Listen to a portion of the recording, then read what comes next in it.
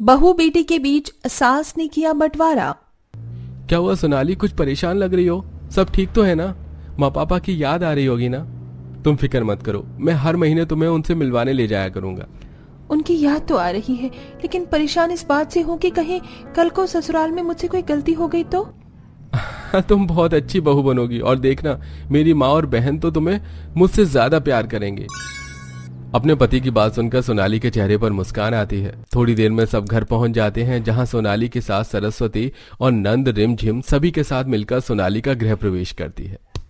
मानना पड़ेगा सरस्वती बहन, बहू तो तुम चांद का टुकड़ा लेकर आई हो। मेरी बहू है चांद का टुकड़ा तो होगी ही ना। रिमझिम बेटा, भाभी को कमरे में ले जाओ। भाभी ने तो मेरी दुआ द्वार छिकाई ही नहीं दी। लाइए भाभी, मेरी द्वार छिकाई दीजिए। सोनाली अपने पर्स से रिमझिम को 1000 रुपए का शगुन का लिफाफा देती है, जिसे देख। ये क्या भाभी, आप मुझे सिर्फ 1000 रुपए दे रही हैं? जूती चुराई की रस्म में मेरे भैया ने आपकी बहन को 5000 रुपए दिए थे। मुझे नहीं चाहिए ये 1000 रुपए। तो रिमझिम तुम्हें क्या चाहिए? तुम खुद ही बता दो, मैं तो वही तुम्हें दे दूंगी। आपके हाथ में ये जो सोने का कड़ा है ना, ये मुझे बहुत पसंद आया, आप मुझे ये दे दीजिए। ये क्या मांग रही है तू? बहू के हाथ से उसके कंगन उतरवाएगी क्या? मैं तुम्हें कंगन दे देती, लेकिन ये मेरी नानी माँ की आखिरी निशानी है। उन्होंने मरने से पहले मेरी माँ को दिए थे। कुछ और मांग लो, मैं ये तुम्हें नहीं दे सकती। फिर रहने दो भाभी, मुझे कुछ और नहीं चाहिए। तुम कोई छोटी बच्ची हो क्या जो जिद कर रही हो? सोनाली कंगन नहीं दे सकती, तुम कुछ और मांग लो। तू भी बीवी के आते ही उसकी साइड लेने लग गया। अरे क्या हुआ अगर मेरी बेटी ने कंगन मांग लिया तो? बहू, ये कंगन तेरी ही है, कुछ दिन मेरी बेटी पहन कर वापस दे देगी। अपनी सास की बात सुनकर बेचारी सोनाली अपने कंगन निकाल कर रिमझिम को दे देती है, जिससे रिमझिम तो काफी ज्यादा खुश थी, लेकिन सोनाली को काफी ज्यादा बुरा लगता है। ऐसे ही शादी का दिन गुजर जाता है। सोनाली अपने बैग से सामान निकाल कर अपनी अलमारी में सेट कर रही थी कि तभी रिमझिम सोनाली के कमरे में आती है। वाह भाभी, आपके पास डायसन है? वो मुझे काफी समय से डायसन लेना था, तो मेरे भैया ने अपनी 2 से 3 महीने की सैलरी सेव करके मुझे ये डायसन मेरी शादी पर गिफ्ट किया था। मैं भी भैया से कब से जिद कर रही हूँ, वो मेरे बर्थडे पर देंगे मुझे। भाभी, आप ये डायसन मुझे दे दीजिए और जो बर्थडे पर मुझे भैया देंगे वो आप रख लीजिएगा। प्लीज भाभी प्लीज, मुझे डायसन बहुत पसंद है। मेरी सभी फ्रेंड्स के पास है, सिर्फ मुझे छोड़कर। क्या आप अपनी ननद को इतना नहीं दे सकती? ठीक है रिमझिम, तुम रख लो, लेकिन प्लीज उसे खराब मत करना, ये मेरे भैया का गिफ्ट है। इस तरह रिमझिम अपनी भाभी से डायसन भी ले लेती है और ऐसे ही 1-2 दिन गुजर जाते हैं। आज सोनाली को उसके ससुराल में पहली रसोई की रस्म थी। सोनाली अपनी शादी के सारे गहने पहनकर काफी अच्छे से तैयार होकर अपनी पहली रसोई की रस्म करती है। सोनाली की सास सरस्वती जैसे ही अपनी बहू के पास गोल्ड की ज्वेलरी देखती है तो, बहू, तेरी माँ ने तो तुझे बहुत सारे सोने के गहने दिए हैं। कितनी सुंदर सुंदर गहने हैं। मुझे अब मेरी रिमझिम के लिए बिल्कुल ऐसे ही गहने बनवाने थे। बहू, तो तू इतनी सुंदर है, अगर तू ये गहने भी नहीं पहनेगी तो भी तेरी खूबसूरती में कोई कमी नहीं होगी। लेकिन जरा मेरी रिमझिम को देख, अगर तू कहे तो मैं तेरी ये वाली ज्वेलरी सारी रिमझिम को उसकी शादी में दे दूंगी और बाद में तेरे लिए नई बनवा दूंगी। आप क्या कर रही हैं? ये सोनाली के गहने हैं, रिमझिम के लिए हम दूसरा बनवा सकते हैं ना? तो क्या हुआ, जो भाभी का है वो ननद का भी है, और ये सारे रिमझिम के पास ही तो रहेंगे। कौन सा वो लेकर कहीं चली जाएगी? अगर सोनाली का मन हुआ तो वो रिमझिम से मांग लेगी। अरे ननद भाभी में तो ये सब चलता रहता है, तुझे नहीं पता इन सब के बारे में? सोनाली काफी ज्यादा भोली किस्म की लड़की थी, इसलिए वो बेचारी अपने सारे गहने अपनी सास के एक बार कहने पर अपनी सास को दे देती है। धीरे धीरे कर सोनाली की नंद और सास सोनाली की सारी चीजें लेने लगी थी। उसकी महंगी महंगी साड़ियां, सूट, यहाँ तक कि सोनाली बाजार से कोई सैंडल लाती तो वो भी उसकी नंद ले लेती। ये सैंडल कितनी सुंदर लग रही है ना, मैंने जो लास्ट वीक ड्रेस ली थी उस पर बिल्कुल मैच कर रही हैं। भाभी, क्या ये सैंडल मैं रख लूं? आप अपने लिए दूसरे ले लेना। अरे ये भी कोई पूछने की बात है? क्यों बहू, सही कहा ना मैंने, जो तेरी भाभी का है वो सब तेरा है। सरस्वती और उसकी बेटी रिमझिम के अंदर काफी ज्यादा लालच भरा हुआ था, जिसके चलते बेचारी सोनाली को बार बार अपनी चीज गंवानी पड़ रही थी। यहाँ तक कि घर के सारे कामों में भी दोनों बहू बेटी में काफी फर्क था। कल रात से मेरी कमर में बहुत दर्द हो रहा है, थोड़े से कपड़े रह गए हैं, क्या तुम इन्हें धो दोगे? भाभी, मैं तो पहले से ही इतने सारे कपड़ों को ऊपर जाकर सुखा रही हूँ, अब मैं क्या कपड़े भी धोने बैठूं? देखो भाभी, मैंने सारे बर्तन साफ करके स्टैंड में लगा दिए हैं। मैं आपकी कितनी मदद करती हूँ ना। इतनी अच्छी ननद तो आपको चिराग लेकर ढूंढने पर भी नहीं मिलेगी।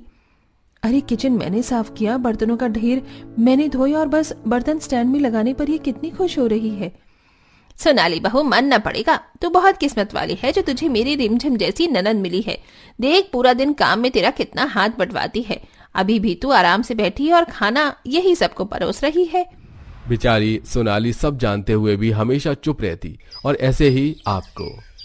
अरे यार, ये वॉशिंग मशीन फिर खराब हो गई। जब से आई हूँ 2 बार सही हो चुकी है। अब इस खराब वॉशिंग मशीन में और कपड़े नहीं धो सकती मैं। एक काम करती हूँ, स्टोर रूम में मेरी दहेज की वॉशिंग मशीन रखी है, उसे ले आती हूँ। सोनाली स्टोर रूम में वॉशिंग मशीन निकाल कर उसे बाथरूम तक ले जा रही होती है कि तभी सरस्वती सोनाली को देख लेती है। तो इस वॉशिंग मशीन को कहाँ ले जा रही है? ये नई वॉशिंग मशीन मैंने अपनी रिमझिम के लिए रखी है, उसके दहेज में देने के लिए।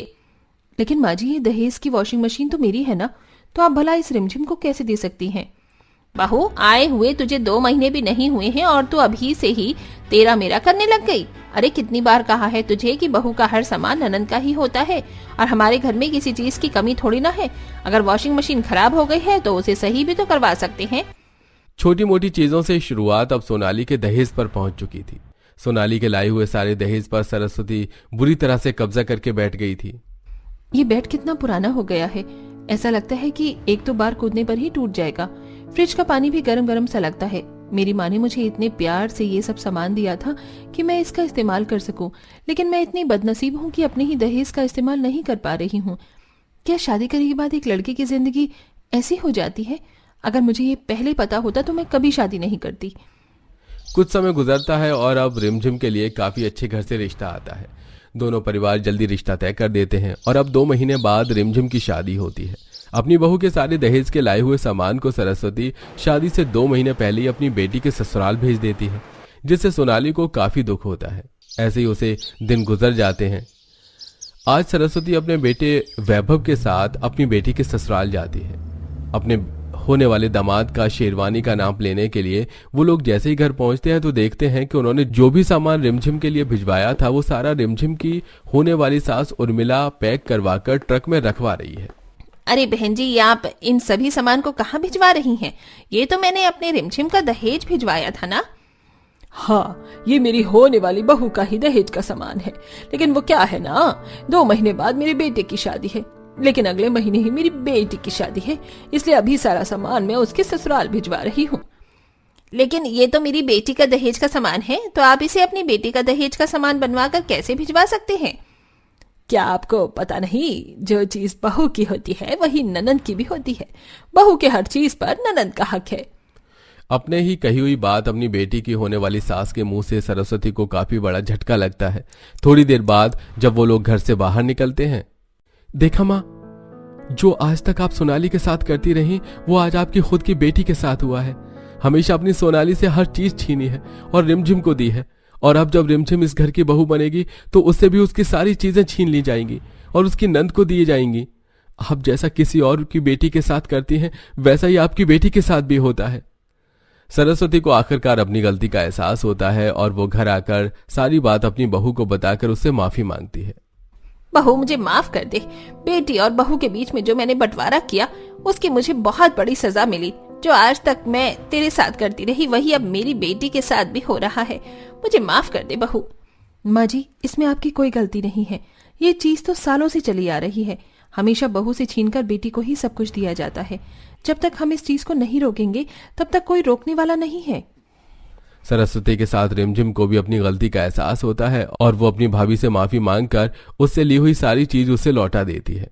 वहीं जब ये सारी बात अब सरस्वती अपनी समधन उर्मिला को भी बताती है तो उसे भी अपनी बेटी के लिए काफी चिंता होती है और अब वो भी अपनी सोच को बदलती है। निशा दीदी, कैसी हो आप? देखो, मैं अपने साथ अंजलि को भी लेकर आई हूँ। अरे वाह, भाभी के लिए गिफ्ट लेकर आई और हमारे लिए कुछ नहीं। शादी में तो अंजलि मैडम आप बड़ा ख्याल रख रही थी हमारा, और तभी हमने सोच लिया था कि वाइफ बनाएंगे तो आप ही को बनाएंगे, और आप शादी के बाद हमें भूल गई। क्या बात है, मेरे देवर ने अपने लिए लड़की पसंद कर ली। ऐसा नहीं है दीदी, वो तो बस शादी में हमारी बात थोड़ी अच्छी हो गई और हम दोस्त बन गए, इसलिए ज्यादा और कुछ नहीं। निकिता, अब घर के लिए निकलती हूँ। इतना बोलकर अंजलि निकिता के साथ वहां से निकलने लगती है, पर विवेक एक बार फिर उनका रास्ता रोक लेता है और उनसे हंसी मजाक करने लगता है और ये सब कुछ शांति देख लेती है। तुम यहाँ फिर आकर मेरे बेटे से बात करने लगी। तुम्हें मेरे बेटे के अलावा कोई नजर नहीं आता क्या? और बहू अपनी बहन को समझा दे, अगर उसे तुझसे मिलने आना है तो खुद आया करे, अपनी इस काली कलूटी दोस्त को ना लाए। माँ थोड़ा सोच समझ कर बोलो, वो मेहमान बनकर आई है और मेहमान भगवान के समान होता है। माफ करना आंटी जी, मेरी वजह से आपको परेशानी हुई, मैं चाहती हूँ। इतना बोलकर अंजलि निकिता के साथ वहां से चली जाती है, पर यह सब कुछ निशा और विवेक को अच्छा नहीं लगता है। अब इसी तरह कुछ दिन बीत जाते हैं और एक बार फिर जबरदस्ती निकिता अंजलि को अपने साथ अपनी बहन को ले जाने के लिए आती है और जब इस बार विवेक उसे देखता है तो शादी के लिए प्रपोज करता है। भाभी, अपनी बहन की दोस्त को बोलो ना कि मेरा प्रपोजल एक्सेप्ट करे। अरे वाह, बात यहाँ तक पहुँच गई और किसी ने मुझे बताया भी नहीं। दीदी, आप तो जानती है ना कि मैं कितनी काली हूँ। हर कोई मेरे काले रंग का मजाक बनाता है और इस घर में तो सब दूध से भी ज्यादा गोरे हैं। भला मैं इस घर में कैसे एडजस्ट करूंगी? अरे तुम्हारी दीदी इस घर में है तो तुम ऐसी बातें क्यों सोचती हो?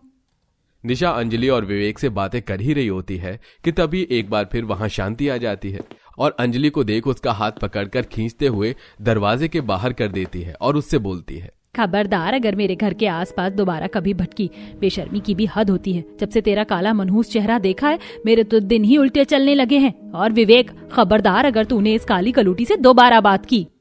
शांति बिना किसी की बात सुने नाराज होकर वहां से चली जाती है और इसी तरह कुछ दिन बीत जाते हैं। अब शांति विवेक के लिए लड़की देखने लगती है और जब इस बारे में विवेक को पता चलता है तो वो अपनी माँ पर भड़कते हुए उसे अंजलि के बारे में बताता है।